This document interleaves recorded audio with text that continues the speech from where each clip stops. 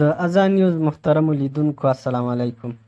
د نن ورځې د څو ښکلو خبرونو سره یو ځل بیا درته حاضر یو. د افغانستان د بهرنیو چارو سرپرست وزیر ښاغلی مولوي امیر خان متقي د یو پلاوي په مشرۍ مسکو ته تللی ده. ښاغلی امیر خان متقي مسکو ته د مسکو فارمیټ په غونډه کې د ګډون په موخه تللی ده. مخکې له دې چې د مسکو فارمیټ غونډه شروع شي، د افغانستان د بهرنیو چارو سرپرست وزیر مولوي امیر خان متقي په مسکو کې د روسیې فدراسیون د ولسمشر ولادیمیر پوتین سلاکار روسلان سعید حسینوف سره کتلي دي. د بهرنیو چارو وزارت ویان عبدالقهار بلخي وایي په دغه ناسته کې محترم متقي صاحب د دواړو هیوادونو سیاسي او اقتصادي اړیکې په پیاوړتیا، د تجارت په برخه کې د عملي ګامونو په پورته کولو، په بیلابیلو برخو کې پر همکاریو ټینګار وکړ او د دواړو هیوادونو اړیکې یې مخ پر وده وبللې.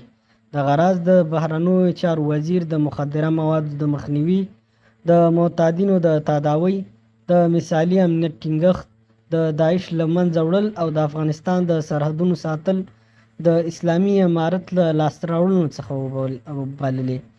ښاغلي سعید د بهرنیو چارو وزیر او مل پلاوي ته مسکو ته د راتګ هرکلی ووایي او په یادو برخو کې د اسلامي امارت د ترسره کړو اغیزمنو ګټورو ګامونو ستاینه وکړه. نوموړي امادګي وښوده چې حکومت به یې له افغانانو سره په بیلابیلو برخو کې همکاري وکړي. نوموړي ټینګار وکړ چې افغانستان د اوسنیو پرمختګونو حقیقي تصویر باید نړیوالو ته وړاندې شي ترڅو هر څوک په حقیقت پوه شي. په پای کې دواړو لورو له ناستې خوښي څرګنده کړه او د اقلیمي بدلون، تعلیم، تجارت، زراعت، صنعت او سپورت برخو کې د ښکیلتیا یادونې وشوې او په دوه اړخیزو تګ راتګ او د اړیکو په پیاوړتیا یې هم ټینګار وکړ. همدارنګه د بهرنیو چارو سرپرست وزیر ښاغلی امیر خان متقي په روسیه کې د افغانستان له سفارت څخه هم لیدنه وکړه. ښاغلی امیر خان متقي په دغه سفارت کې د اسلامي امارت د پرمختګونو یادونه وکړه او همدا ډول یې دغه سفارت کارونه وستایل چې له ډیرو مشکلاتو سره یې بیا هم د افغانانو مشکلاتو ته په ښه توګه رسیدګي کړې ده. ښاغلي امیر خان متقي وویل: نو خوشحاله یو چې ماسکو کې له خپلو همکارانو سره سفارت کې ناست یو تر څومره حده پورې چې موږ ته معلومات را رسیږي ماسکو له سفارت نه مراجعین خوشحاله دي. د پاسپورت توزیع ترتیب په ښه شکل سره جریان لري.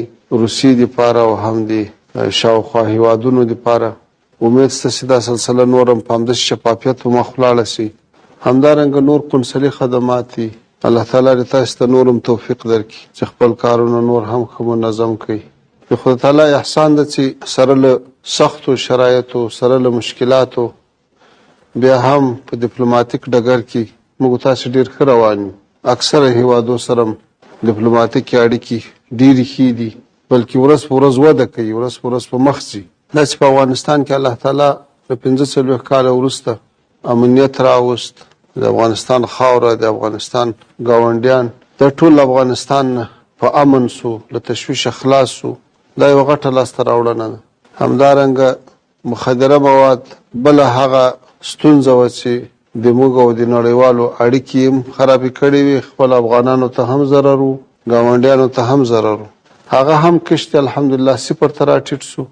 په 100,000 معتادین تر درملنې لاندې دي. اوس یو مرکزي حکومت راغلی او په ټول جغرافیه باندې تسلط لري او په تېرو 2 کلو کې ثابته کړه چې له دې خاورې نه هېچا ته ضرر نه ده رسېدلی او نه رسېږي. نو دنیا د امنیت په برخه کې او د مخدره موادو په برخه کې چې مشکل له موږ سره لرو هغه حل سوي دي. نور مسایل، نور موضوعات هغه د افغانستان داخلي موضوعات دي. نو امید لرو چې هغه ستونزې چې له دنیا سره لرلې هغه حل سوي دي. نو د هغو په رڼا کې اړیکې هم وده وکړي. خصوصا له روسیې سره موږ تاسې تجارتي اړیکې لرو او داسې اوس افغانستان د جنوبي اسیا او د مرکزي اسیا تر مابینځ د وصل او د ترانزیت لاره ده. نو روسیه کې د موږ تاسې د سفارت مسؤلیت جوړیږي چې تجارانو ته سهولتونه برابر کړي تر څو په دې برخه کې لا ښې لاسته راوړنې ولرو. همداسې افغاني محصولات تر روسیې پورې راورسوو. همداسې له روسیې نه نیولې بیا د مرکزي اسیا ټولو هیوادونو دپاره تر څو چې د افغانستان خیر ټولې سیمې ته ورسېږي.